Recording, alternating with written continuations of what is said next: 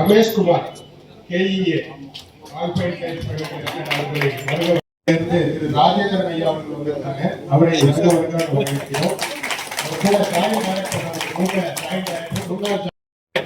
நம்ம நதுத்தியோக் பார்ட்டியோட எல்லா நிகழ்ச்சியிலையும் அவங்க கலந்துருக்காங்க. அவங்களை வருகவன வரவேற்கிறோம். மற்ற வாழ்த்துறை வழங்குமாறு நிகழ்ச்சி நேரப்படி அழைக்கிறோம்.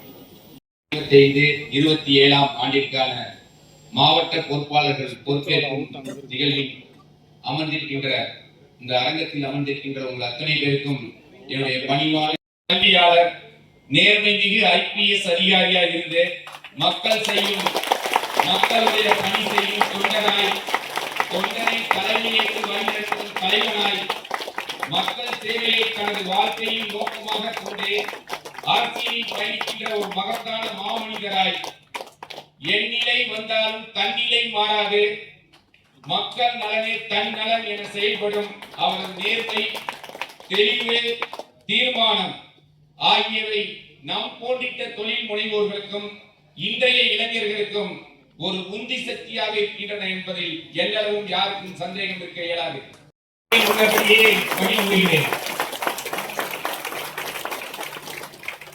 நன்றி. கண்டிப்பாக இருக்கின்றது.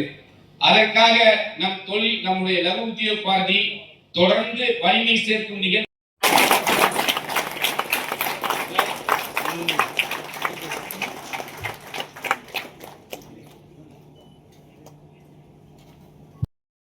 இருந்து அர்ச்சனை செய்யப்பட்ட பிரசாதத்தை திருமுறை ஆகம வித்தகர் முனைவர் ராஜேந்திர சிவம் மற்றும் சுப்பிரமணியம்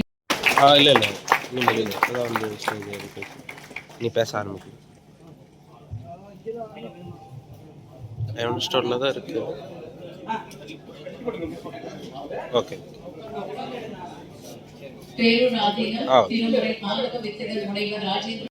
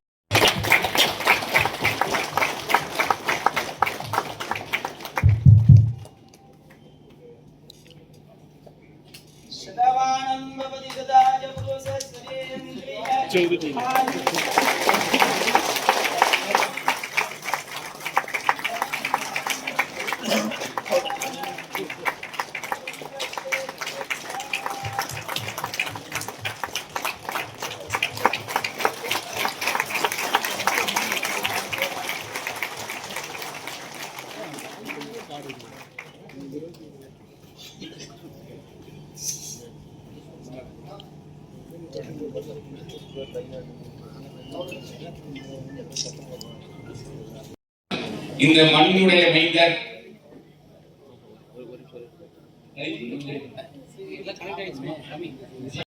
முறையிலே பெருமைப்படுகின்றேன், பேரானந்தம் அடைகின்றேன்.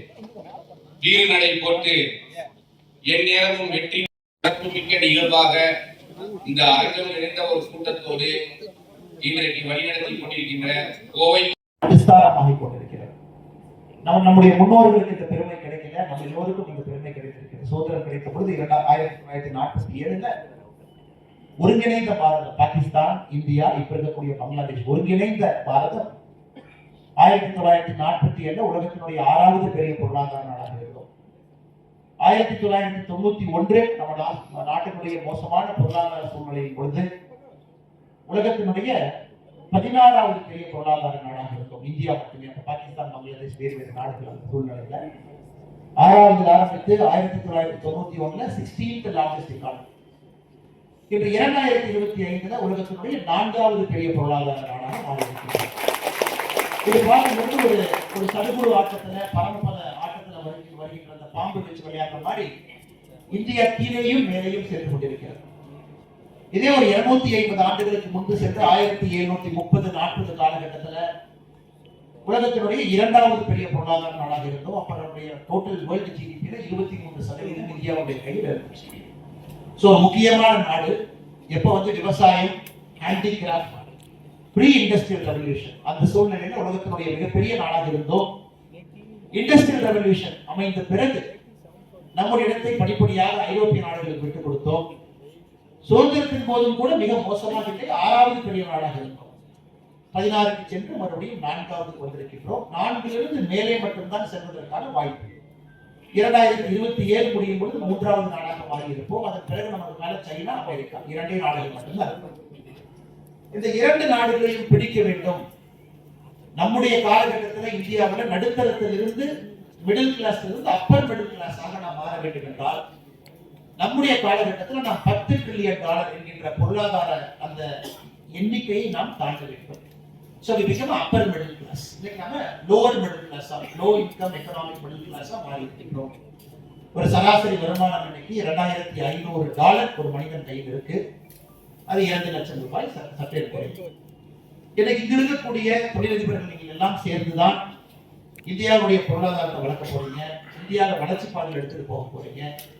$4 ட்ரில்லியன் இருக்கக்கூடிய நம்முடைய பொருளாதாரத்தை 2033 இன்னும் 8 ஆண்டுகள் முடியும் பொழுது அதை நீங்க $10 ட்ரில்லியன் மாற்ற போறீங்க. நம்முடைய நாடு $10 ட்ரில்லியன் மாறும் பொழுது நாம் மிடில் கிளாஸ்ல இருந்து மிடில் இன்கம் கண்ட்ரியிலிருந்து அப்பர் மிடில் இன்கம் கண்ட்ரியாக நாம் மாற ஆரம்பிப்போம். அதனால் இங்க இருக்கக்கூடிய ஒரு தொழிலதிபரும் மிக முக்கியம் வாய்ந்தவர்கள். இங்க இருக்கக்கூடிய இந்த அமைப்பு மிக மிக முக்கியம் வாய்ந்தது. காரணம், இத்தனை காலமாக இந்தியா எப்படி இருந்தது என்பதை விட அடுத்த 10 ஆண்டு காலம் உங்கள் மீது மிகப்பெரிய நம்பிக்கையோடு இந்த நாடு பார்த்துக் கொண்டிருக்கிறது. மைக்ரோ, ஸ்மால், மீடியம் என்கின்ற 3 குழுக்களை இணைத்து MSME என்கின்ற வார்த்தையை நாம் பயன்படுத்துகின்றோம். அந்த MSME நண்பர்களுக்கு உழைப்பதற்காக லகு உத்யோக் பாரதி, அதற்காக தலைவர்கள் மேடையின் மீது அமர்ந்திருக்கிறார். இன்னைக்கு இந்தியாவை நம்ம ரொம்ப ஆழமா பார்த்தோம்னா இல்லையா, 1991 நம்முடைய மோசமான பொருளாதார சூழ்நிலை நடந்த பொழுது இந்தியாவில் மொத்தமாக MSME 67 லட்சம் பேர் இருந்தாங்க. 6.7 பில்லியன் 1991. இன்னைக்கு 63 பில்லியன் இருக்கிறார். 6,30,00,000 பேர். சோ 67 லட்சம் 1991, 6,30,00,000 பேர் 2025. கிட்டத்தட்ட 10 மடங்கு 1991 இருந்து 2025 10 மடங்கு MSME வளர்ச்சி. ஆனா இதெல்லாம் உன்னிப்பா பாத்தீங்கன்னா மைக்ரோ, ஸ்மால், மீடியமா உன்னிப்பா பார்க்கும் பொழுது இதுல மைக்ரோ மட்டும்தான் ரொம்ப அதிகமா இருக்கு. மொத்தமாக இருக்கக்கூடிய 6,30,00,000 இந்த நிறுவனங்கள்ல மைக்ரோ மட்டுமே 6,20,00,000 பேர் இருக்கிறாங்க. எல்லோருக்கும் எங்களுடைய அன்பான மாலை வணக்கம். கோயம்புத்தூர்ல நம்முடைய சிறு குறு தொழிற்சாலைகள் SME, small medium enterprise, micro small medium enterprise, அதனுடைய அமைப்பாக இருக்கக்கூடிய லகு உத்யோக் பாரதி அவர்களுடைய கோயம்புத்தூர் மாநகரத்தில் புதிய நிர்வாகிகளுடைய பொறுப்பேற்பு விழாவில் நாங்கள் எல்லாம் பங்கேற்றிருக்கின்றோம். பத்திரிகை நண்பர்களை சந்தித்துக் கொண்டிருக்கின்றோம். மற்றற்ற மகிழ்ச்சிங்கன்னா கேள்வி கேளுங்கன்னா பதில் சொல்றோம். சார், இந்த டிஎன்பிஎஸ்சி பத்தி நீங்க ஒரு அறிக்கை கொடுத்துருக்கீங்க சார். நீங்க டிஎன்பிஎஸ்சில இவ்வளவு பிரச்சனை இருக்குன்னு சொல்றீங்க. அதே மாதிரி சென்ட்ரல் கவர்மெண்டோட எக்ஸாமினேஷன்ல இந்த மாதிரி பிரச்சனை இருக்கு இல்லைங்க சார். மத்திய அரசோட டிஎன்பிஎஸ்சியை பொறுத்த வரைக்கும்னா எந்த எக்ஸாமினேஷனாக இருந்தாலும் கூட ஒரு செட் சிலபஸ் இருக்கும். சிலபஸ்ல இருந்து நீங்க கேள்விகள் கேட்கணும். சார், நான் முன்னாடி சில கேள்விகள் நான் காட்டாங்க. நான் கேள்வி கேட்டதுக்காக 200 மதிப்பெண்கள் இருக்கக்கூடிய ஒரு பரீட்சை நடக்குது. இத்தனாயிரம் இளைஞர்கள் கனவுகளோடு தயார் பண்றாங்க. அதுல தமிழ் மொழியிலிருந்து, தமிழ் பாடத்திலிருந்து 100 கேள்விகள், வேற 100 கேள்விகள் வெளியிருந்து வருது, வேறு பாடத்திலிருந்து. 200 கேள்விகளில் கேட்கப்பட்டிருக்கக்கூடிய பல கேள்விகள் வந்து சிலபஸ்லேயே இல்லை. உதாரணத்திற்கு நான் ஒரு சாம்பிள் உங்களுக்கு காட்டுறேன். அந்த மீடியாவில் இருக்கிறவங்க அதை ஜூம் பண்ணிக்கலாம். நீங்கள் ஒரு சாம்பிள் ஒன்று காட்டுறேன். ஒலி மரபை கண்டறிக அப்படின்னு ஒரு கேள்வி நம்பர் 5. சும்மா நீங்கள் ஜூம் பண்ணி பாருங்கள். யாராச்சும் இதுக்கு பதில் சொல்லுவாங்களா? நீங்களே பாருங்கண்ணா. அடுத்தது வேலை பிசகு என்கின்ற மரபு தொடரின் பொருள் அப்படின்னு ஒரு கேள்வி இருக்கு. இதையும் கொஞ்சம் அப்படியே ஜூம் பண்ணி பாருங்கண்ணா. அடுத்தது ஒரு பொருத்தம் 4 கொடுத்துருக்காங்க. நான் சும்மா இருக்கிற சில சாம்பிள் கேள்விகள் இதை மட்டும் காட்டுறேன். இது எதுவுமே சிலபஸ்ல இல்லை. இதெல்லாம் 20 ஆண்டுகளுக்கு முன்பு வேறு காலகட்டத்தில் இருந்த தமிழ் சொற்றொடரில் வந்திருக்கக்கூடிய சில வார்த்தைகள். அவங்களுடைய பிரிஸ்கிரைப்டு சிலபஸ்ல நெகட்டிவ் மார்க்கிங் இல்லாதனால எல்லோரும் வந்து ஏதோ ஒன்று டிக் அடிப்பாங்க. ஒரு சிலபஸ்லேருந்து கேள்விகள் வரும்பொழுது மட்டும்தான் அந்த மாணவனுடைய திறமையை நீங்கள் பரிசோதித்து பார்க்க முடியும். ஒரு 10% அவுட் ஆஃப் சிலபஸ் வச்சுக்கலாம். அது கிரிட்டிக்கல் திங்கிங்காக. சிலபஸ்லேயே இல்லாமல் தன்னிச்சையாக கேள்விகள் கேட்டிருக்கிறாங்க. முதல் கம்ப்ளைண்ட் எங்களுது. இரண்டாவது, சில சென்டரில் குரூப் 4 தேர்வுகள் முடித்த பிறகு அதை பாதுகாக்கப்பட்ட விதம் சந்தேகத்தை ஏற்படுத்தியிருக்கிறது. சீல் பிரிச்சிருக்கிறாங்க, அந்த பாக்ஸ் வந்து முழுவதுமாக சீல் பண்ணல, ஹாஃப் தான் சீலாக இருக்கு. அப்படி இருக்கும் பொழுது அந்த இன்டெகிரிட்டி ஆஃப் ஆன்சர் ஷீட்ஸை முறையாக கொண்டு போய் விவாதிச்சிருக்காங்களான்னு. ஏன்னா லட்சக்கணக்கான மாணவ செல்வங்கள் எழுதக்கூடிய குரூப் 4 ஒன்று தேர்வுகள் முறையாக இல்லை, தேர்வு நடந்து முடிந்த பின்பு அதை பாதுகாக்கப்பட வேண்டிய விதமும் முறையாக இல்லை என்பது எங்களுடைய குற்றச்சாட்டு. இது இவங்க என்ன சொல்றாங்கன்னா, ஒரு தேர்வு கடினமாக இருக்கலாங்கன்னு, அது வேற. ஆனால் தேர்வு சிலபஸுக்குள்ளிருந்து வரணும். அதனால் இன்னைக்கு திராவிட முன்னேற்ற கழகம் ஆட்சியில் இருக்கிறாங்க. இதுக்கு பதில் சொல்றதை விட்டுட்டு நீ மத்திய அரசு நடத்தக்கூடிய தேர்வுகளை பாரு அப்படின்னு திமுக சில பேர் குற்றச்சாட்டு வைக்கிறாங்க. ஸோ மத்திய அரசு நடத்தக்கூடிய தேர்வுகளில் எது சிலபஸ்க்கு வெளியே வந்திருக்குன்னு சொல்லுங்கண்ணா, நானே அவங்க சார்பாக நானே போராடுறேன், அது வேற.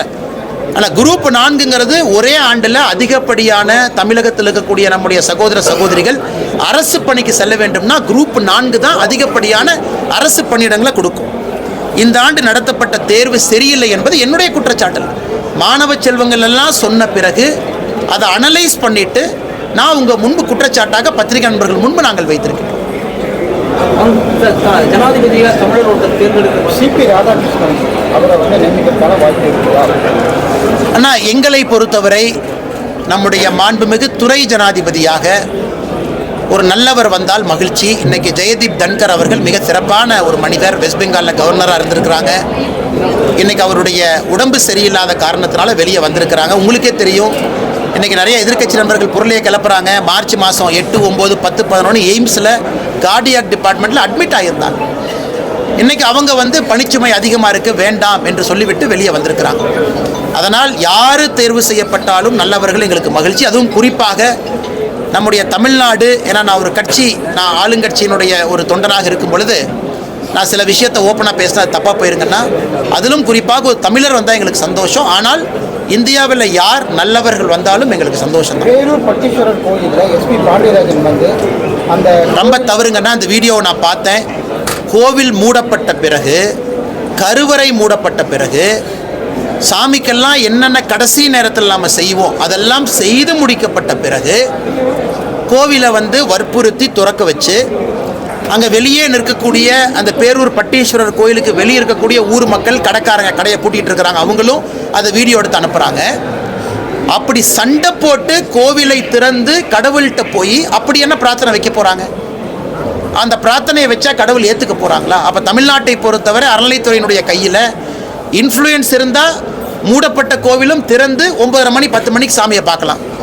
ஆனால் உங்களை போன்று என்னுடைய போன்ற சாதாரண மனிதர்கள் கியூவில் நின்று மணிக்கணக்காக காத்து ஒருவேளை இறந்து போயிட்டோம்னா சேகர்பாபு சொல்லுவார், அவன் திருப்பதியில் 18 மணி நேரம் நிற்கிறான், இங்கே 4 மணி நேரம் தான் நிற்கிறாங்க. நான் சொல்வது திருச்செந்தூர், பழனி போன்ற கோவிலில் பக்தாதிகள் அந்த கியூவில் நின்று இறந்து போனவங்க.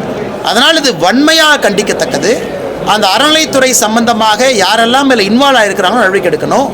யார் சாமியை தரிசனம் செய்த அந்த நபர் யார் வற்புறுத்தி திறக்க வச்சாங்களோ அவரின் மீது நடவடிக்கை எடுக்கணும். அப்படி எடுக்கவில்லை என்றால் ஒரு சாதாரண மனிதருக்கு கோவிலின் மீது எப்படி மதிப்பு மரியாதை வருங்கண்ணா? கோவில் நிலங்களில் வசிப்பவர்களுக்கு பட்டா வழங்கப்பட விட்டா அதிமுக எடப்பாடி பழனிசாமி சொல்லியிருக்காரு. பாஜகவுடைய நிலைப்பாடு பல ஆண்டு காலமாக நம்முடைய அண்ணன் ஹெச் ராஜா அவர்கள் நம்முடைய பாரதிய ஜனதா கட்சியினுடைய தேர்தல் அறிக்கையை தயாரிச்சுக்கிட்டு இருக்கிறாங்க. ஹெச் ராஜா அண்ணன் பல இடத்துல இதை பற்றி பேசியிருக்கிறாங்கன்னா, குறிப்பாக கோவில் நிலத்தில் இருக்கக்கூடிய சொத்தையெல்லாம் முதல்ல மீட்கணும் அப்படிங்கிறதா எங்களுடைய நோக்கமே. எத்தனையோ சொத்துக்கள், கிட்டத்தட்ட 1 லட்சம் ஏக்கர், நான் பல இடத்துல பேசுகிறேங்கன்னா 1 லட்சம் ஏக்கர் இன்னைக்கு அவங்க 5.25 லட்சம் ஏக்கர் தான் காட்டுறாங்க. அதுலேயே 1 லட்சம் ஏக்கர் காணாமல் போயிடுச்சு. அது கோவிலுடைய சொத்து. இரண்டாவது, கோவிலில் ஆல்ரெடி இருக்கிறவங்க அதை வந்து ரெகுலரைஸ் பண்ணுறதுக்கு ஒரு ப்ரொசீஜர் இருக்குங்கண்ணா. அது நிலம் கோவில் நிலமாக இருக்கட்டும், அவங்கள ரெகுலரைஸ் பண்ணுறதுக்கு ஒரு ப்ரொசீஜர் இருக்குது. அதுக்கு பல இடத்துல நம்ம மாதம் கட்டணம் வாங்குகிறோம். அவங்ககிட்ட வருடம் நம்ம அவங்ககிட்ட ஒரு நிலுவைத் தொகையை வாங்கிக்கிறோம். பல இடத்துல இது இருக்குது. இன்றைக்கி தமிழகத்தில் நம்ம எல்லோரும் இணைந்து, அரசியல் கட்சிகள் தலைவர்கள் எல்லாம் இணைஞ்சு இதற்கான ஒரு சொல்யூஷன் ஏற்படுத்தணும். இன்றைக்கி அனைத்து இந்திய அண்ணா திராவிட முன்னேற்ற கழகம் அவங்க ஒரு பிரச்சனையை வச்சுருக்கிறாங்க. அதை பற்றி நான் கருத்து சொல்ல விரும்பலிங்கன்னா, அவங்க கட்சியினுடைய கொள்கை நிலைப்பாடு மக்கள் முன்னாடி வைக்கிறாங்க. நான் தனியாக ஒரு கட்சி கூட்டணியில் இருந்தாலும் நான் சொன்னது தவறாக போயிருங்கன்னா, என்னை பொறுத்தவரை அந்த 1 லட்சம் ஏக்கர் ஆல்ரெடி எத்தனையோ ஜாம்பவான்கள் என்கரேஜ் பண்ணி வச்சுருக்கிறாங்க. அதில் வாடகையே வரல. முதல்ல அதை பிடுங்குவோம். ஆல்ரெடி இருக்கக்கூடிய நிலத்தில் இருக்கிறவங்க 1 ரூபா 2 ரூபா வாடகை கொடுக்குறாங்க, அதை முதல்ல வாங்குவோம். 99 ஆண்டுகள் வாடகை ஏற்றப்படாமல் பல இடமெல்லாம் இருக்குது, அதை வாங்குவோம். இதையெல்லாம் முதல்ல செய்ய வேண்டும். இதை பற்றி அதிகாரப்பூர்வமாக எங்களுடைய மாநில தலைவர் அவர்களும் ராஜா அண்ணன் எல்லா வருஷமும் அவர் தான் மக்களை சந்தித்து எங்களுடைய தேர்தல் வாக்குறுதியை மக்கள் முன்னாடி வைக்கிறாங்க. அவர்கள் ஸ்பெசிஃபிக்காக கருத்து சொன்னால் சிறப்பாக இருக்கும். பட் என்னுடைய கருத்து இருக்கக்கூடிய சொத்துக்களை முறையாக நிர்வாகம் செய்வதற்கு நாம் ஒரு படி எடுத்து வைக்க வேண்டும் என்று சொல்லுகின்றேன். மக்கள் மனசில் என்ன இருக்குன்னு சொல்லி திமுகவோட சர்வே முடிவுகள் எப்படி பார்க்குறீங்க? நான் சர்வே பார்க்கல. அவர் சர்வே முடிவு வந்துருச்சானே, எதுக்குன்னே சர்வே பண்ணுறாங்க? ஒரு 20 சீட்டு ஜெயிக்கிற கட்சி எதுக்கு சர்வே பண்ண போகிறாங்க? மக்கள் மனசில் கோபம் இருக்குது. மக்கள் மனசில் திராவிட முன்னேற்ற கழகம் ஆட்சிக்கு வரக்கூடாதுன்னு இருக்குது. இதற்கு முன்பு திராவிட முன்னேற்ற கழகம் சந்தித்த படுதோல்வி நமக்கு தெரியும். ஒரே ஒருத்தர் ஜெயிச்சாங்க, யார் ஜெயிச்சாங்கன்னு நமக்கு தெரியும். 2 பேர் ஜெயிச்சாங்க, அந்த 2 பேர் யாருன்னு நமக்கு தெரியும். அதுபோன்ற மோசமான தோல்வியை திராவிட முன்னேற்ற கழகம் இதற்கு முன்பு பார்த்துருக்குறாங்க. அதை நோக்கி தான் தேர்தல் களம் போகுதோ தவிர மக்கள் மனசில் என்ன இருக்குன்னா, முதலமைச்சர் அவர்கள் வெளியே வந்து ஒரு கிராமத்தில் 2 இரவு தங்கி கிராமத்தில் இருக்கக்கூடிய மக்கள்கிட்ட பேசினாவே அவருக்கு தெரியும். இந்த நேரத்தில் முதலமைச்சரை பற்றி நான் காட்டமாக பேச விரும்பலை. ஆஸ்பத்திரியில் இருக்கிறாங்க, வேகமாக குணமடைந்து வரணும். அதனால் என்னதான் அவங்க சர்வே எடுத்தாலும் திராவிட முன்னேற்ற கழகத்தினுடைய தோல்வி உறுதி. நடிகர் ரஜினிகாந்தோட பிரதர் என்ன சொல்லியிருக்காருன்னா, விஜய் வந்து அரசியலில் வந்து ஜொலிப்பது வந்து கஷ்டம், அண்ணாமலை புத்திசாலி, அவர் வந்து அரசியலில் மிக உயரத்துக்கு வருவார்னு சொல்லியிருக்காரு. இது எப்படி பார்க்குறீங்க? ஆனால் சூப்பர் ஸ்டாருடைய சகோதரர் கருப்ப சவப்பான் கூட தெரியாதுங்கன்னா என்னை அந்த வம்பில் மாட்டி விட்டுறாதீங்க. அதனால் நிச்சயமாக அவருடைய கருத்து அது. நான் ஏற்பது ஏற்காத தவறாக போயிருங்கன்னா மிச்ச தலைவர்கள் இருக்கிறாங்க. விஜய் அவர்களை பொறுத்தவரை ஒரு கட்சி ஆரம்பிச்சிருக்கிறாங்க, கடுமையாக பணி செய்ய வேண்டும் என்று நினைத்து களத்துக்கு வந்தால் அவருடைய கையில் இருக்க வெற்றி தோல்வி எல்லாம். எந்த அரசியல் கட்சியும் அவருடைய உழைப்பை பொறுத்து தான் மக்கள் வாக்களிக்க போகிறாங்க. ஆனால் திராவிட முன்னேற்ற கழகம் அகற்றப்பட வேண்டும். அதே நேரத்தில் நான் இன்னைக்கு தேசிய ஜனநாயக கூட்டணியில் இருக்கிறேன். எங்களுடைய கூட்டணி ஜெயிக்க வேண்டும் என்று நாங்கள் உறுதியாக சொல்லுகின்றோம், நம்புகின்றோம். மற்றபடி ஒரு கட்சியும் நாங்கள் யாரும் தரம் தாழ்ந்து அவங்க போயிடக்கூடாதுன்னு நான் சொல்லலைங்கன்னா, கடுமையாக உழைக்கட்டும், மக்கள் மன்றத்தில் மக்களுக்கு என்ன செய்வோம் அப்படிங்கிற வாக்குறுதியை வைக்கட்டும். நீங்கள்லாம் முடிவு பண்ணுங்க. ஆனால் எதை பார்த்தீங்கன்னா மலைவாழ் மக்களை பற்றி ஒன்று போட்டிருந்தீங்க சார், தொட்டி கட்டி தூக்கிட்டு வர. ஆமாம், மலைவாழ் மக்கள். ஆனால் நீங்கள் ஒரு பகுதியை தான் பார்த்துருக்கீங்க. அவங்க உள்ளாட்சி எலெக்ஷனில் அவங்களுக்கு ஓட்டு பதிவே இல்லைங்கிற விஷயமாவது உங்களுக்கு தெரியுமா சார்? அண்ணா இங்கே பாருங்கண்ணா, 40 ஆண்டுகளாக இல்லை. அண்ணே ஒரு பத்திரிகை நண்பர்களுக்கு தெரியக்கூடிய செய்தி நிச்சயமாக எனக்கு தெரியாதுங்கன்னா நான் ஏற்றுக்கிறேன்.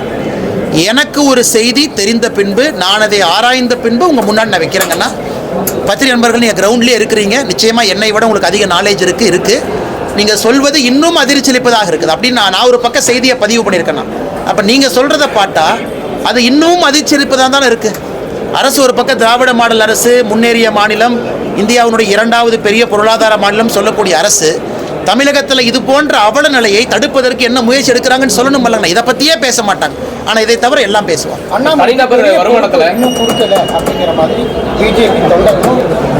அண்ணே இதை விட பெரிய பொறுப்பு என்னண்ணே? நிம்மதியாக இருக்கோம், தொண்டராக இருக்கிறோம், கட்சி கொடுக்கக்கூடிய வேலையை செய்கிறோம். கட்சி புதிய தலைவர் வரணும், அவர்கள் முடிவு செய்வார்கள். இன்னைக்கு எல்லா இடத்துலையும் இருக்கிறோம். மாநில தலைவராக இருந்த பொழுதும் செய்த பணியை அப்படியே தான் செய்கிறாங்கன்னா, உங்களோட அப்படியே தான் இருக்கேன். பத்திரிகை மட்டும் வேணா தலைவர் இருக்காங்க, அவங்க பேசட்டும் அப்படிங்கிறக்காக அதிகமாக பத்திரிகை நண்பர்களை சந்திப்பதில்லை. தலைவர் அந்த கருத்து வைக்கட்டும் அப்படின்னு. மற்றபடி நான் செய்யக்கூடிய பணியில் 1% கூட எங்கேயும் குறைச்சிக்கல இல்லைங்கண்ணா. கட்சி எப்பொழுது முடிவு பண்ணுதோ அவங்க கொடுக்கட்டுங்கண்ணா. தனிநபர் வருமானத்தை பொறுத்த வரைக்கும் இதை முடிச்சிட்டிங்க பாருங்க தலைவர், உங்களுக்கு கேள்வி பதில் சொல்கிறேன். டிடிவி தினகரன் அவர் வந்து பத்திரிகையாளர் சந்திப்பில் கூட்டணி ஆட்சி தான் அமையும், எல்லா கட்சிகளுக்கும் அமைச்சரவை இடம்பெறும், 2014-19 பாஜக வந்து யூனியன் கவர்மெண்ட் ஃபார்ம் பண்ணாலும் மெஜாரிட்டியாக இருந்தாலுமே கூட்டணி இருந்த கட்சிகளுக்கு வந்து அமைச்சரவை இடம் கொடுத்தாங்க. நான் ஏதாச்சும் பேசினா அதே போல நடக்கும். உங்களுக்கு தெரியும், நான் ஏதாச்சும் பேசினா தேவையில்லாமல் அது பஞ்சாயத்தில் போய் முடிஞ்சிடும். அதனால் நான் முதல்லிருந்து நான் தெளிவாக சொல்லிட்டு இருக்காங்கன்னா, எங்களுடைய தலைவர் சொன்னதை திரும்ப திரும்ப நான் சொல்கிறேன். இன்றைக்கி நான் மாநில தலைவர் நயினார் நாகேந்திரன் அவர்கள் எங்களுடைய தலைவர்கிட்ட விட்டுற அவங்க அதை சம்மந்தமாக பேசட்டும். பட் என்னுடைய கருத்து நான் தொடர்ந்து உங்கள்கிட்ட வச்சுக்கிட்டே இருக்கிற கட்சியினுடைய தொண்டர் தலைவர்கள் சொன்ன கருத்து. அதனால் பொறுத்துருங்க, சரியான நேரத்தில் எல்லாம் பேசுவாங்க. ஏடிஎம்கே பாஜக கூட்டணி வந்து இப்போ தேர்தலை பொறுத்த வரைக்கும் எல்லான மாதிரி தெரியலையே, பிரச்சனைகள் இருந்துக்கிட்டே இருக்கு. ஆனால் கூட்டணி முழுமையான வடிவம் பெறணுங்கண்ணா. எல்லா கூட்டணிகளுமே வடிவம் பெறணும். இன்னும் புதிய கட்சிகள் வரணும், திராவிட முன்னேற்ற கழகத்திலிருந்து கூட்டணி கட்சிகள் வெளியே போகணும். இதெல்லாம் நடக்குங்கண்ணா. இப்போ தான் ஆரம்பம், இன்னும் 9 மாதம் இருக்குது. இன்றைக்கே எல்லா கூட்டணியும் முழுமையாக வடிவம் பெறும் நம்ம எதிர்பார்க்க கூடாதுங்கன்னா. நிச்சயமாக அந்த காலமும் சூழலும், இன்னும் தேர்தலுக்கான சூடே ஆரம்பிக்கலைங்கன்னா, அது வரும் பொழுது தேசிய ஜனநாயக கூட்டணி ஒரு முழுமையான வடிவத்தில் இருக்கும் என்பது என்னுடைய தீர்க்கமான ஒரு நம்பிக்கைங்கண்ணா. ஆனால் தனிநபர் வருமானம் தமிழ்நாடு வந்து 2ஆம் இடத்துல இருக்கு. அதே மாதிரி 2.0 திராவிட மாடல் ஆட்சியில் இன்னும் மிகப்பெரிய உச்சத்தை இருக்கும் தமிழகம். சரிங்கண்ணா, திராவிட மாடல் ஆட்சி வர்றதுக்கு முன்னாடி தமிழகம் எங்க இருந்துச்சுங்கண்ணா? கர்ம வீரர் காமராஜர் ஐயா காலத்தில் தமிழகம் எங்கே இருந்துச்சு, இதெல்லாம் பேசவே மாட்டாங்க அவங்க. கர்ம வீரர் காமராஜர் ஐயா தன்னுடைய ஆட்சியை முடிச்சுட்டு 1954 63 ஆட்சியை முடிக்கும் பொழுது தமிழகம் முன்னாடி தான் இருந்துச்சு. தமிழகம் நீர்ப்பாசனத்தில் இந்தியாவிலே முதன்மையாக தான் இருந்துச்சு. அப்போ எல்லாம் முன்னாடி தான் இருந்தோம். ஏன் டாக்டர் எம்ஜிஆர் ஐயா புரட்சி தலைவர் ஆட்சி காலத்தில் தமிழகம் எங்கே இருந்து முன்னாடி தான் இருந்துச்சு. இவங்க எப்படி வாயிலே வட சொல்கிறாங்கன்னா, திமுக என்கின்ற கட்சி தோன்றிய பிறகுதான் நீங்கள் நானும் சட்டை போட்டுட்டு நாகரிகமாக இருக்கிற மாதிரி கதை பேசுகிறாங்க. திராவிட முன்னேற்ற கழகம் வந்த பிறகு ஆட்சி, குறிப்பாக இந்த ஆட்சி வந்த பிறகு தமிழகத்தினுடைய தொழில்துறை கீழே போக ஆரம்பிச்சிருக்கு. உத்தரப்பிரதேசம் போன ஆண்டு தமிழ்நாட்டை விட அதிகமான ஸ்டார்ட் அப் ரெஜிஸ்டர் பண்ணியிருக்காங்க. நீங்கள் ஹரியானாவினுடைய பெர் கேபிட்டா ஜிஎஸ்டி தமிழகத்தினுடைய பெர் கேபிட்டா ஜிஎஸ்டியை விட ஹரியானா அதிகம். நீங்கள் எல்லா குறியீடுகளும் எடுத்து பாருங்கள். இரண்டாவது இருக்கும், இதற்கு முன்பு இரண்டாவது இருந்தோம். ஆனால் மூன்றாவதுக்கும் இரண்டாவதுக்கும் இருக்கிற கேப்பு குறைஞ்சிருக்கு. நான்காவதுக்கும் இரண்டாவதுக்கும் இருக்கிற கேப்பு குறைஞ்சிருக்கு. அதனால் 2030 வரும் பொழுது இப்போவே உத்தரப்பிரதேசம் தமிழகத்தை தொட்டுக்கிட்டு இருக்காங்க. மிகப்பெரிய மாநிலமாக, இந்தியாவுடைய இரண்டாவது பெரிய மாநிலமாக. கர்நாடகாவுக்கும் நமக்கும் இருக்கிற கேப்பு குறைஞ்சிருச்சு. அந்த பொய்யே சொல்லவே மாட்டாங்க. அதை சொல்லவே மாட்டாங்க, பொய்யா பேசுவாங்க. இதுக்கு முன்னாடி ரெண்டாவது இருந்தோம், 2020 ரெண்டாவதாக இருந்தோம், 2025 ரெண்டாவதாக இருக்கும். ஆனால் திமுக வந்த பிறகு கேப்பு குறைய ஆரம்பிக்குது. அடுத்த மாநிலங்கள் வேகமாக நம்மளை ஓவர்டேக் பண்ணிட்டு போயிடுவாங்க. கல்வி படிப்புகள் வந்து நம்ம ஜெர்மனி போன்ற நாடுகள் ஒப்பிடும்போது பின்தங்கி இருக்கோம் அப்படிங்கிற மாதிரி ஒரு கருத்து. ஆனால் டெக்னிக்கல் நாலேஜுங்கண்ணா, நான் சொன்னது டெக்னிக்கலாக ஒரு இன்ஜினியரிங்னுடைய ஸ்கில்லை பற்றி சொன்னாங்கண்ணா. ஒரு ஜெர்மனியில் ப்ராக்டிஸ் ஸ்கூல் என்கின்ற ஒரு மாடல் வச்சுருக்காங்க. நம்ம இவ்வளவு இன்ஜினியர் உற்பத்தி பண்ணுறோம், அது கோயம்புத்தூர் போன்ற ஒரு நகரத்தில். அதனால் நான் உங்களுக்கு சொன்ன என்னுடைய அன்பான கருத்து என்னென்னா, ஐயா இன்ஜினியரிங் மாணவர்களை நீங்கள் உங்கள் தொழில் நிறுவனத்தை கூட்டிகிட்டு வந்து பட்டை தீட்டி வெளியே அனுப்புங்க. நீங்கள் இன்ஜினியரிங் காலேஜோட டைப் போடுங்க. கோயம்புத்தூரில் இருக்கக்கூடிய மாணவர்கள் இங்கே இருக்கக்கூடிய சிறு குறு நிறுவனத்தில் 1 மாதமோ 2 மாதமோ 3 மாதமோ பணி செய்து ப்ராஜெக்ட் பண்ணட்டும். அவங்கள பட்ட தீப்பி வெளியே அனுப்புனீங்கன்னா அந்த இன்ஜினியரிங் கல்வி முழுமை பெறும் என்கின்ற கருத்தை வச்சுங்கண்ணா. இது போன்ற கருத்து நீங்கள் சொல்லியிருக்கும் போது பிரச்சாரத்துக்கு போயிட்டு இருக்கக்கூடிய எடப்பாடி பழனிசாமி கொரோனா டைம்ல நாங்கள் எல்லாத்தையும் பாஸ் பண்ணிட்டோம் அப்படிங்கிறது கொரோனா பேட்ச் எனக்கு தேவையில்லாம நீங்கள் வம்புல மாட்டி விடுறீங்க. நான் எனக்கு தேவையில்லாம அண்ணன் வம்புல மாட்டி விடுறேன். கோவை மாவட்டமா இருக்குமா கரூர் மாவட்டமா என் தலைவர் எலெக்ஷனுக்கு சூடே பிடிக்கல. என்ன எலெக்ஷனை பற்றி யாருமே பேசல. துணை ஜனாதிபதி தேர்தலுக்கே இன்னைக்கு தான் எலெக்ஷன் கமிஷன் சொல்லியிருக்கிறாங்க நாங்கள் தயாராகிட்டு இருக்கோம். அதுக்கே நான் நோட்டிஃபிகேஷன் கொடுக்கல. அதனால் காலம் வரும்பொழுது நிச்சயமாக நாம் பேசுவோம். எடப்பாடி பழனிசாமியுடைய அனைத்து சுற்றுப்பயணங்கள்லையும் மக்கள் கூட்டம் வந்து அதிக அளவில் வந்துட்டு வந்து ஆட்சி மாற்றத்துக்கான ஒரு முதல் படி அப்படின்ற மாதிரி பேசியிருக்காங்க. ஆனால் அதாவது தேசிய ஜனநாயக கூட்டணி ஆட்சிக்கு வரணும், எந்த மாற்று கருத்தும் இல்லை. மக்கள் எல்லாம் ஆதரவு கொடுக்கணும், அதில் எந்த மாற்று கருத்தும் இல்லை. ஒரு எதிர்க்கட்சி தலைவர் மக்கள் மன்றத்தில் போய் ஒரு கருத்தை வைக்கிறாங்கன்னா மக்கள் கேட்கணும், அதை நம்ம வரவேற்கணும். ஒரு ஆல்டர்னேட் கவர்னன்ஸ் நான் என்ன சொல்கிறேன் எதிர்க்கட்சி தலைவர் சொல்லணும், அதையும் மக்கள் கேட்கணும். இதெல்லாம் ஒரு ஆரோக்கியமான விஷயமா தான் நான் பார்க்குறேன். சார், பிறப்பு விகிதம் குறைஞ்சதுக்கு தமிழ்நாட்டில் சொல்கிறீங்க சார், அது என்ன ரேஷியோவில் சொல்கிறீங்க, எந்த அடிப்படையில் சொல்கிறீங்க சார்? ஆனால் ஓகே, இந்த புது சென்சஸ் வரலீங்கன்னா டெமோகிராஃபிக் சார்ட், அதாவது ஓகே, ஆனால் எப்படி நம்ம சொல்கிறோம் அப்படின்னாங்கன்னா டோட்டல் ஃபர்டிலிட்டி ரேட் டிஎஃப்ஆர்னு ஒரு டேட்டா இருக்குது. நீங்கள் ஓப்பன் டேட்டா, அதாவது குழந்தை பிறக்கக்கூடிய வயதில் இருக்கக்கூடிய ஒரு பெண், அந்த பெண்ணுக்கு மொத்தமாக எவ்வளவு குழந்தை பிறக்குது அப்படிங்கிற கணக்கு தான் டிஎஃப்ஆர். இந்தியாவில் அது 2.1 இருந்தால் மட்டும்தான் பிறப்பும் இறப்பும் சமமாக இருக்கணும். டிஎஃப்ஆர் 2.1. தமிழ்நாடு இன்னைக்கு 1.7. அப்படின்னா தமிழ்நாட்டில் குழந்தை பிறக்கக்கூடிய ஒரு சகோதரிக்கு 1.7 விகிதாச்சாரத்தில் குழந்தை பிறக்குது, 2.1 இல்லை. அப்படின்னா நம்முடைய பிறப்பு குறைவாகவும் இறப்பு அதிகமாகவும் ஆரம்பிச்சிருக்கு. ஸோ இந்த நடக்கக்கூடிய சென்சஸ் மக்கள் தொகையில் தமிழகத்தினுடைய மக்கள் தொகை டிப்பாக ஆரம்பிக்கும். ஏன்னா நம்ம 1.7 இருக்கும் கேரளா, நாம் எல்லோருமே. இது ஒரு அபாயகரமான சூழ்நிலை. ஏன்னா ஒரு பக்கம் வேலைக்கு ஆட்கள் குறைவாக இருக்கிறாங்க, வடக்கிலிருந்து வரக்கூடியவர்கள் வேலையில் அதிகமாக இருக்கிறாங்க. நம்மளுடைய மக்கள் தொகையும் குறைய ஆரம்பிக்கும் பொழுது நமக்கு வேலையில்லா திண்டாட்டம் கொஞ்ச நாளில் மாட்டோம். வேலை இருக்கும், ஆட்கள் இருக்க மாட்டாங்க. அதனால் இதையெல்லாம் அந்த பாப்புலேஷன் கண்ட்ரோல், படித்தவர்கள் 2 குழந்தைகள் பெற்றுக்கொள்ள வேண்டும். நான் சொன்னால் அப்புறம் சண்டைக்கு வந்துடுவாங்கன்னா, அப்புறம் எல்லோருமே ஆரோக்கியமான குடும்பத்தில் வாழணும். இளையவர்கள் அதிகமாக இருக்கணும். அந்த 18 வயசுலேருந்து 60 வயசு கேப் அதிகமாகவும் பாப்புலேஷன் பல்ஜிப்பாங்க. 60 வயதுக்கு மேலே இருக்கிறவங்க கொஞ்சம் குறைவாக இருக்கணும். தமிழகத்தை பொறுத்தவரை அந்த கிராஃப் மாற ஆரம்பிச்சிருக்கு. இது எந்த அரசியல்வாதி மேலேயும் குற்றச்சாட்டு இல்லைங்கன்னா, ஒரு மாநிலம் வளர வளர இந்த பிரச்சனை வரத்தான் செய்யும். நாம் இன்னைக்கு வளர்ந்துட்டோம், இந்த பிரச்சனை வருது. யூபி எல்லாம் 2.7 இருக்கிறாங்க, டிஎஃப்ஆர் 2.7, பீகார் 3.1, அங்கெல்லாம் இன்னும் யங்ஸ்டர்ஸ் அதிகமாக இருப்பாங்க. ஸோ இந்தியாவினுடைய பொருளாதார சூழ்நிலை மாற ஆரம்பிக்கும் இன்னும் 10 ஆண்டுகளில். அதற்கு நாம் தயாராக வேண்டும். அரசியல்வாதிகள் இதை பற்றி பேசணும். ஆனால் நிறைய நேரம் இதை பற்றி நம்ம பேசாமல் உப்பில்லாத சப்பில்லாத விஷயத்தெல்லாம் பேசிகிட்டு இருக்கோம். இதெல்லாம் பாலிசி மேக்கிங்குள்ளே வர வேண்டும் என்பதற்காக தான் அந்த கருத்தை நான் முன்வைக்கிறேங்கண்ணா.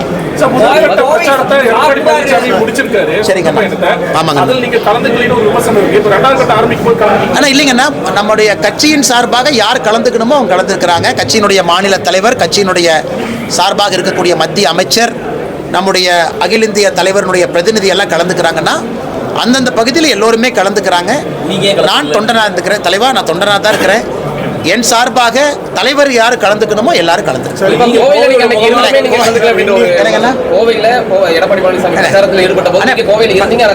கலந்துக்கல அப்படின்றது இல்லைங்கன்னா, வேறு வேறு வேலையில் எல்லாமே இருக்கிறோம். கட்சி எனக்கு ஒரு வேலை கொடுத்துருக்குது, அந்த வேலையை செஞ்சுட்டு இருக்கேன். கலந்து கொள்ளக்கூடாது, கலந்துக்கணும் அப்படின்னு இல்லை. கட்சியின் சார்பாக யார் கலந்துக்கணுமோ அவங்க கலந்துருக்காங்க. அண்ணா அது மிகப்பெரிய ஊழல் அண்ணா. அது அதே மாதிரி கோவிலையும் அதே போன்ற ஒரு குற்றச்சாட்டை வச்சிருக்காங்க.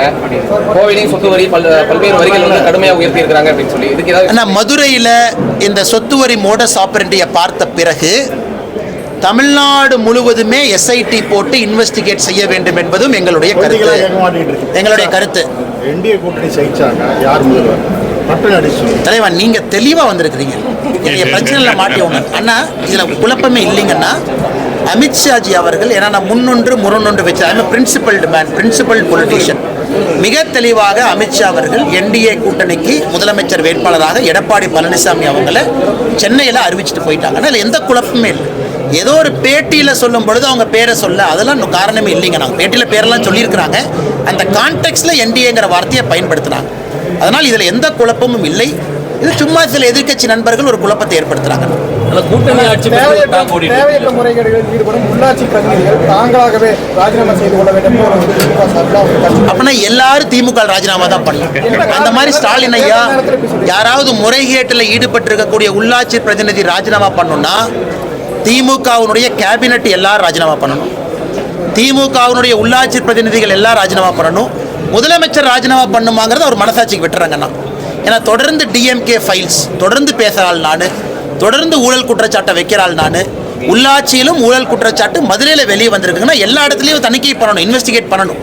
அதனால் முதலமைச்சர் அது போன்ற கருத்தை வைக்கிறாங்கன்னா திமுக காரங்க மொத்தமாக ரிசைன் பண்ணிட்டு வீட்டுக்கு போயிருக்கு. 100 நாள் வேலை திட்டத்தில் 19,000 போலி கணக்குகள் தமிழ்நாட்டில் இருக்குன்னு சொல்றாங்க சார். 100 நாள் வேலை வாய்ப்பு திட்டத்தில் நிறைய போலி கணக்குகள் தமிழ்நாட்டில் இருப்பது உண்மைதான். இதை ஆதாரப்பூர்வமாக ஈரோடு மாவட்டத்தில் 2 பஞ்சாயத்தை சர்வே பண்ணி அதை முழுவதுமாக டாக்குமெண்ட் பண்ணி மத்திய அரசுக்கு நாம் அனுப்பியிருக்கோம். அந்த காப்பியை கோயம்புத்தூர் வாட்ஸ்அப் குரூப்பில் அனுப்புகிற லெட்டர் உங்களுக்கு போட்டுறேன், நீங்கள் பாருங்கள் எப்படி ஊழல் பண்ணியிருக்கிறாங்க, எப்படி ஃபேக் அக்கௌண்ட் கிரியேட் பண்ணியிருக்காங்கன்னு.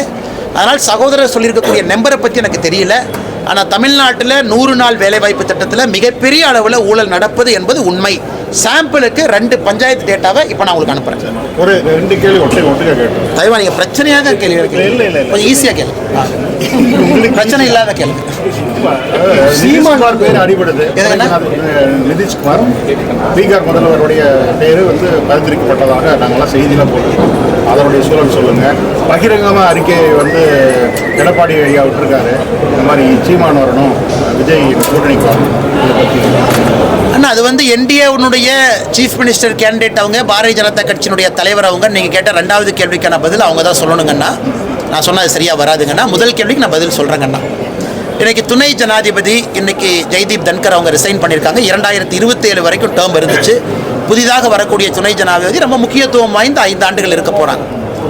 அப்படி இருக்கும் பொழுது நிறைய பேர்கள் போதுங்கன்னா அது எல்லாமே ஸ்பெக்குலேஷன் தான். நம்மை பொறுத்தவரை நம்முடைய கட்சியிலிருந்து தீர்மானம் செய்து பாரத பிரதமர் நரேந்திர மோடி அவர்கள் இன்றைக்கி இரவு யூகே போகிறாங்க, நேரடியாக மால்டீவ்ஸ் போகிறாங்க யூகேலிருந்து, அங்கிருந்து தூத்துக்குடி வர்றாங்க. அதனால் பிரதமர் அவர்கள் இன்றிலிருந்து ஞாயிற்றுக்கிழமை வரைக்கும் வெளியிருக்கிறாங்க, சனி ஞாயிறு தமிழ்நாட்டில் இருக்கிறாங்க. அதனால் எல்லோரும் பொறுத்திருப்போம். நல்ல ஒரு பெயர், நீங்கள் தான் சொன்னீங்க தமிழ்நாட்டிலேருந்து வந்தால் சந்தோஷம், எங்களுக்கு சந்தோஷம்தான். அது இந்தியாவிலிருந்து யார் வந்தாலும் நல்ல ஒரு பெயர் வரட்டும். ஏன்னா யூகங்கள் அதை பற்றி சொல்வது எனக்கு அனுமதி இல்லைங்கன்னா நான் சொல்லவும் கூடாது, எனக்கு தெரியவும் தெரியாது. சம்பந்தப்பட்டவர்கள் சரியான நேரத்தில் சொல்லுவாங்க. நன்றி அண்ணா. டேக் கேர் அண்ணா. பை அண்ணா. பை அண்ணா. இதை மட்டும் நான் குரூப்ல போட்டுறேன். அந்த ஹீரோ இப்ப கார்ல ஏறணும்னே போறேன். கார்ல ஏறணும்.